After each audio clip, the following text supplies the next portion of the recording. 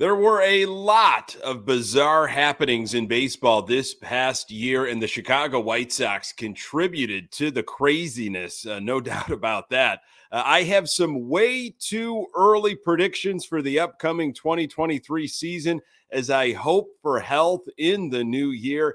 And Lance Lynn seems to be on track for a restriction free spring training, complete with a chance to play for Team USA in the World Baseball Classic. You are Locked On White Sox, your daily Chicago White Sox podcast. Part of the Locked On Podcast Network, your team every day.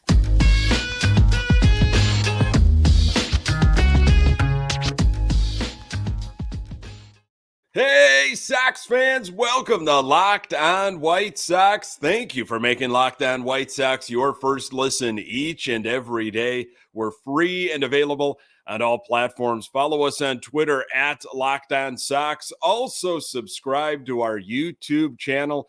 Just search Locked On White Sox. Hey, I'm your host, Nick Morawski, a lifelong diehard Chicago White Sox fan, recording this podcast just blocks from the ballpark in beautiful Bridgeport.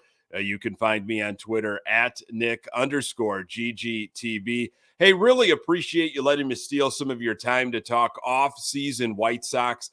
Locked On White Sox is part of the Locked On Podcast Network, your team every day. I have mixed feelings on the World Baseball Classic, but I think it brings out the competition in a helpful way, and Lance Lynn appears to be all kinds of excited for the opportunity. If I buy into the strategy of improved health in 2023, I think the White Sox can have a very big year.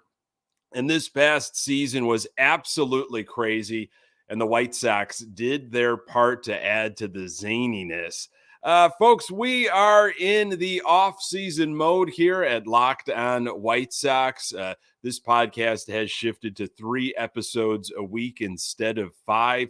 But again, if there is some major news on the White Sox front, the episode number can always be modified. Look for episodes on Tuesday, Wednesday, and Thursday next week.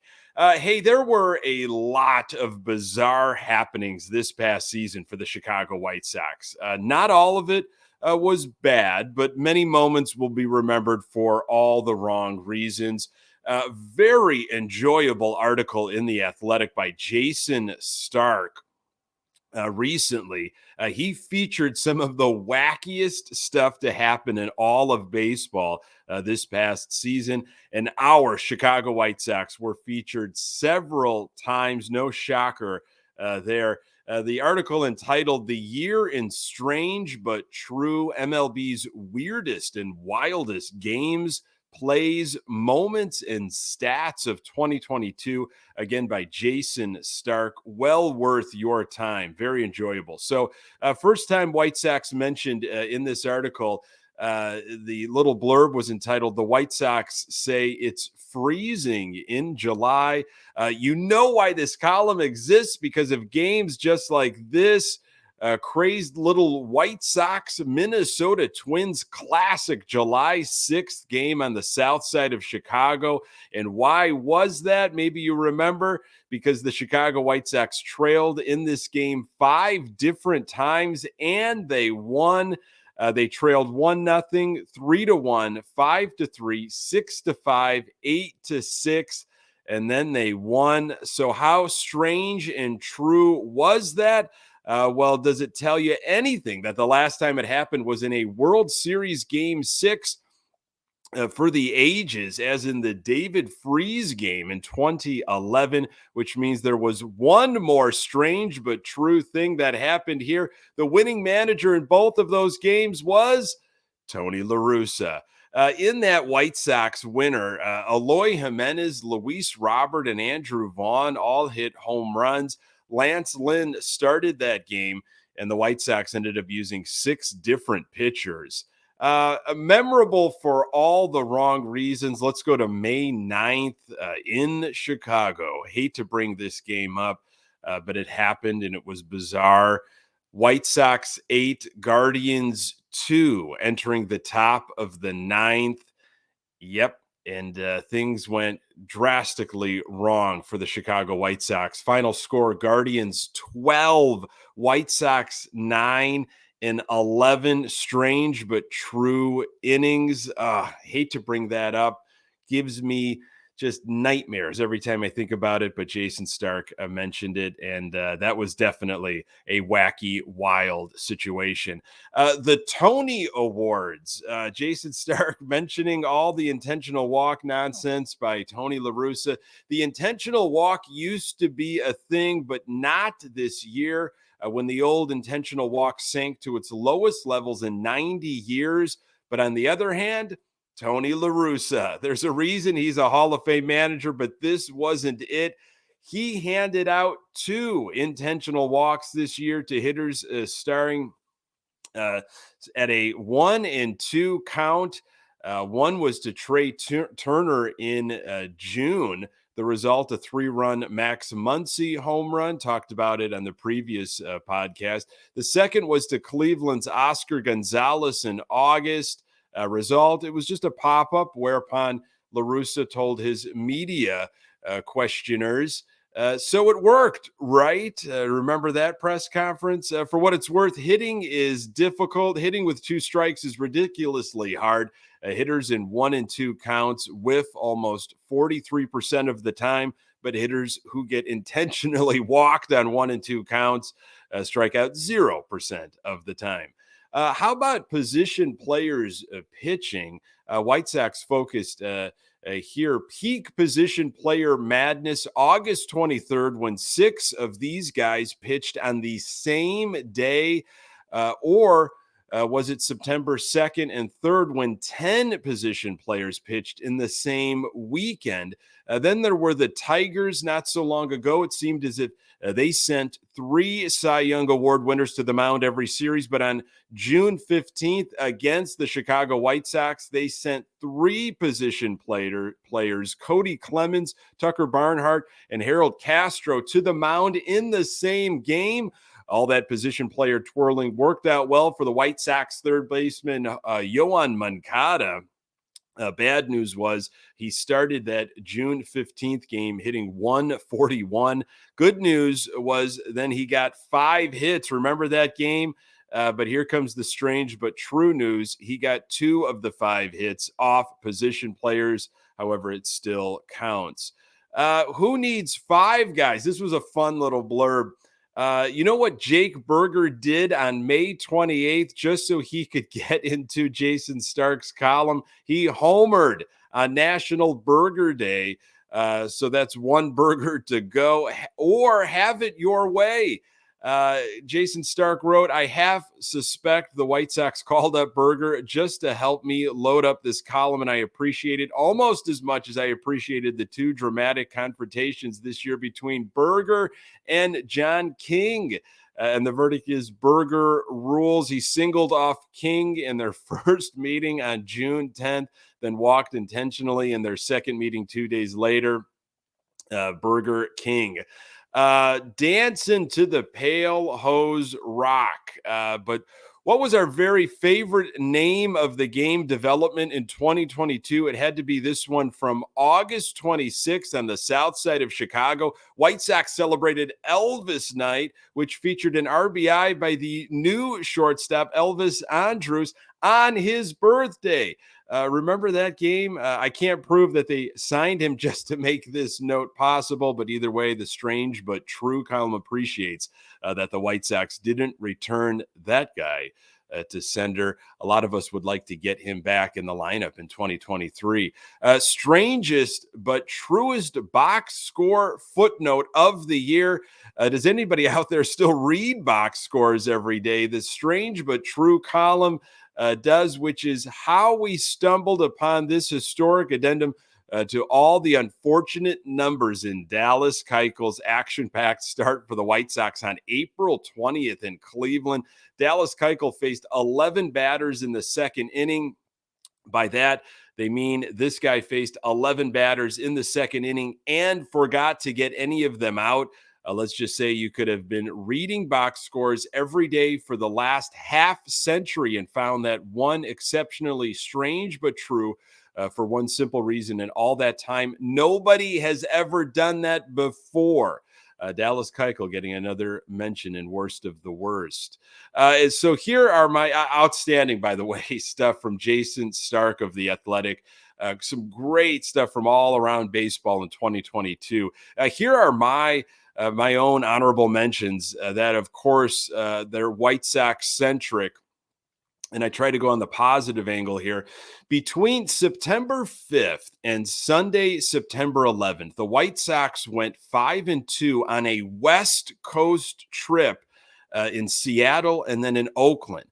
Sox had some comeback magic in Seattle, but the best game of that road trip, and maybe one of the best games of the entire year, was the Friday night game in Oakland. I don't know if you remember this game. Sox scored 5 runs in the 9th inning to beat the A's in Oakland 5-3. It really felt like after that road trip, things were starting to move in a different direction for the White Sox. Early September, perfect time to start kicking things into a different gear. Obviously, that didn't happen. And how about the birthday boy here? Dylan C. celebrated a birthday on December 28th. And really, his entire 2022 season was wild and should be celebrated. But of course, his one hitter against the Minnesota Twins on September 3rd was very, very special. He gave up, of course, that only hit to Luis Ariz with 2 outs in the 9th. We'll be remembering that game, hopefully, but I think he's got a no-hitter in him eventually. And then how about that Sunday doubleheader sweep of the New York Yankees in New York on May 22nd? Felt like another turning point for the White Sox as they finally got over the 500 mark. I'm going to just go ahead and assume that not only will players return to accustomed levels, but they will stay healthy in the process. I'm making way too early predictions for 2023. More on that in a moment.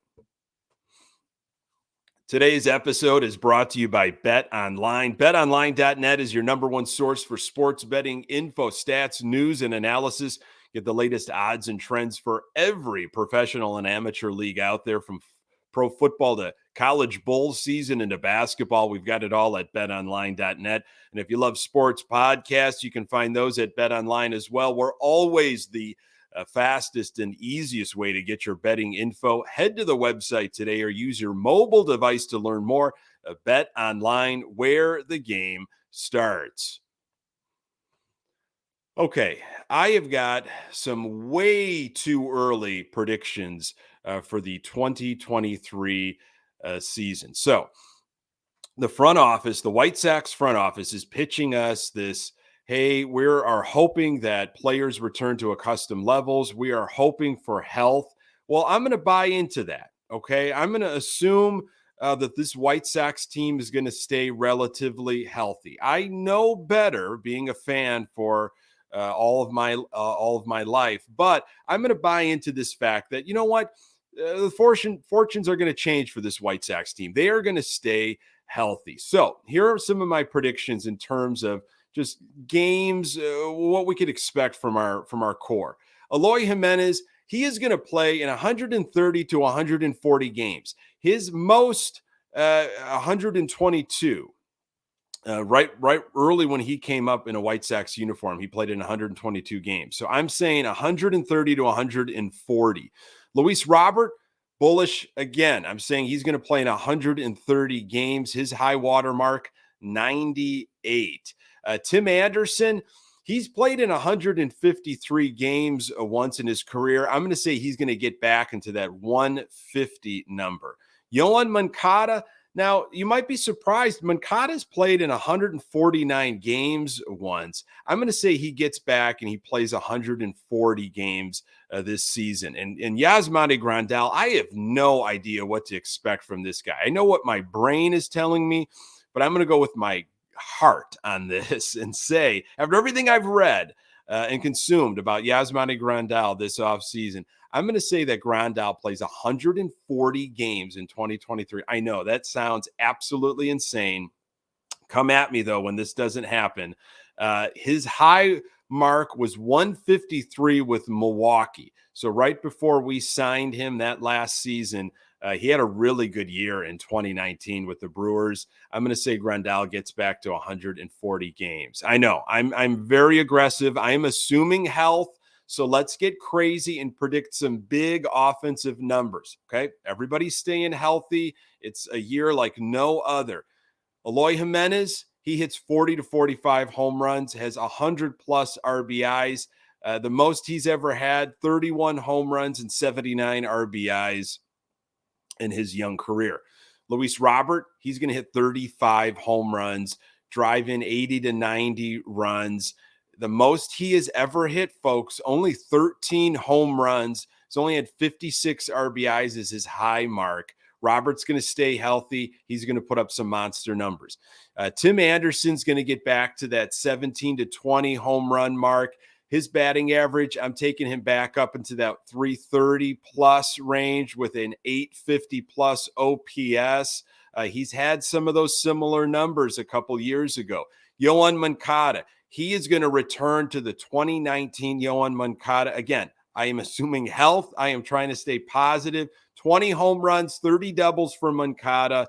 He's going to get back to that slash line of 315, 367, 548 with a 915 OPS from that magical 2019 year. And Yasmani Grandal, again, if he's playing in 140 games, I'm putting him at 20 home runs, 70 RBIs. He's going to keep the strikeouts around just 120 and walk maybe 85 to 100 times.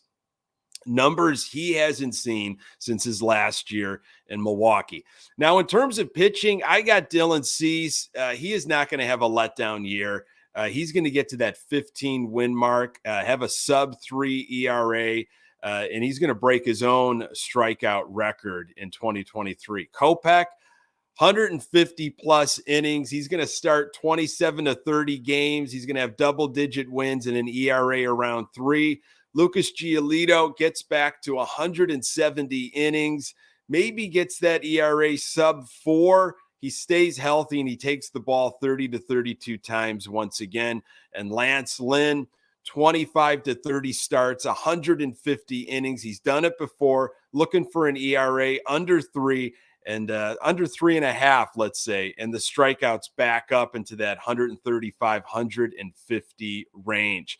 As for the team, okay, I'm getting really aggressive here. I think the White Sox compete for the AL Central title all season long. And if my health predictions come true, they're going to have a strong April and May. They go 90 and 72. They win the Central on September 25th at home against the Arizona Diamondbacks. Book it.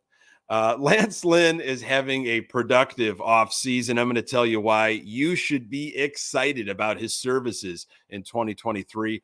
More on that in a moment. Today's episode is brought to you by NHTSA.